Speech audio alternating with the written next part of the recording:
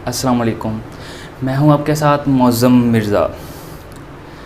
आप में से बहुत सारे स्टूडेंट्स ऐसे हैं कि ड्यूरिंग क्लास जब टीचर आपको लेक्चर डिलीवर कर रहा होता है तो आपको कुछ भी उस टीचर की समझ नहीं आ रही होती, और उसके बाद जब आप घर में बैठ के पढ़ते हैं तो आपका पढ़ाई में दिल नहीं लगता। अगर दिल लग भी जाए तो आपको याद नहीं होता। तो आएँ, आज मैं आपके लिए एक ऐसी टेक्निक्स लेकर आया हूँ जिसके ज़रिए आप किसी भी चीज़ को बहुत जल्दी और फॉर अ लॉन्ग टाइम के लिए अपनी मेमोरी में स्टोर कर सकते हैं। ठीक है, तो ये हमारे पास जो टेक्निक है ये है SQ3R टेक्निक्स। फ्रांसिस के एक प्रोफेसर थे रॉबिन्सन ने 1946 में ये टेक्निक जो थी अपने कॉलेज के स्टूडेंट्स के लिए बनाई थी। एस मीन सर्वे। जब हम किसी भी चीज़ का सर्वे करते हैं तो हम ये मुआयना कर रहे होते हैं कि आखिर हमने जाना किस तरफ है, यानी हमने पढ़ना क्या है। सर्वे मीन कोई भी टॉपिक हमें दिया जाता है, सबसे पहले हम उसका सर्वे करते हैं। हम देखते हैं कि हमने आखिर इस टॉपिक में पढ़ना क्या है। जब हमने कोई चीज़ को पढ़ना है, उसकी टॉपिक्स को, उसकी हेडिंग्स को, उसके पैराग्राफ्स को, जो है उसकी फ़ोटोज़ को, डायग्राम्स को जस्ट हमने एक बार देख लेना होता है।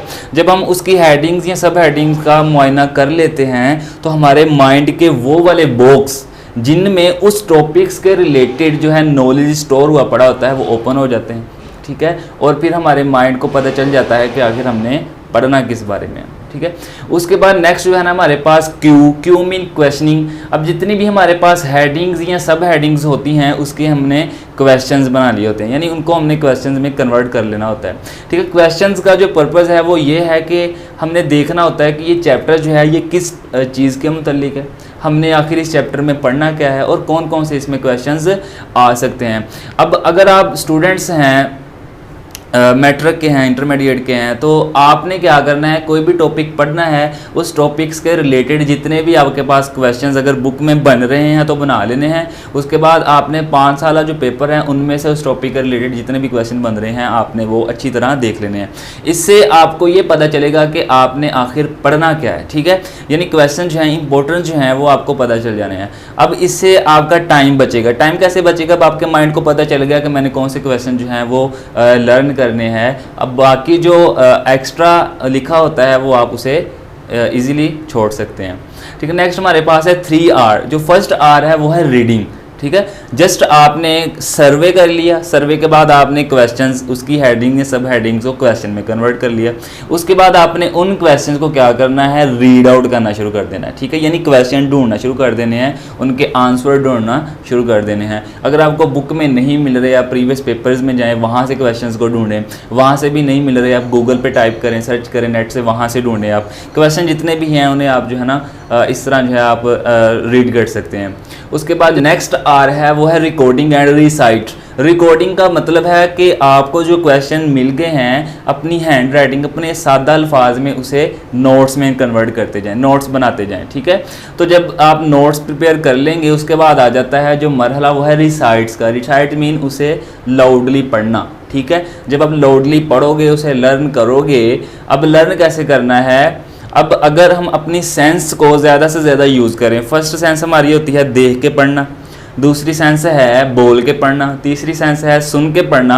अगर हम चौथी सेंस भी इंक्लूड कर लें, यानी साथ साथ लिखते जाना मेन हेडिंग्स को, तो हम अगर ज़्यादा से ज़्यादा अपनी सेंस को यूज़ करके रिसाइट करेंगे तो हम किसी भी चीज़ को बहुत जल्द जो है वो उसे लर्न कर सकते हैं। ठीक है, नेक्स्ट जो है वो लास्ट वन जो है वो हमारा है रिव्यू करना। ठीक है, अगर हमने सर्वे किया, क्वेश्चन के आंसर मिल गए, उसको रिसाइड कर लिया, उसके बाद हमने जस्ट क्या करना है, उसका रिव्यू करना है। रिव्यू कैसे करना है कि नेक्स्ट हमने 7 मिनट्स में से उसका रिव्यू ले लेना कि हमने आखिर पढ़ा क्या क्या। ठीक है, उसके बाद 7 हॉर्स के बाद यानी 7 घंटों के बाद क्या करना है, आपने फिर एक मरतबा उसे जस्ट स्किमिंग करना है, जायज़ा लेना कि आखिर हमने पढ़ा क्या था। ठीक है। उसके बाद आपने क्या करना है, 24 घंटों के बाद उसे रिव्यू करना है।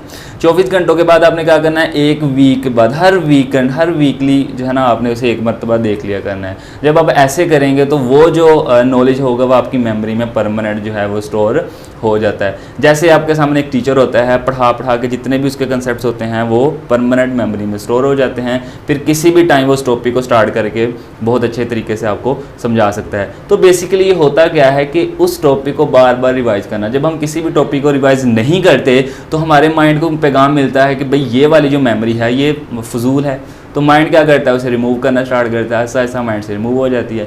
तो देन फिर हमें उतनी ही मेहनत करना पड़ती है। तो अगर आप हर वीकली जो है जस्ट आप देख लिया करें कि हमने पढ़ा क्या है, और दूसरा अगर आपने अपने हैंड से बहुत सादा अल्फाज में नोट्स प्रिपेयर किए हैं तो आपके लिए तो बहुत बेस्ट है।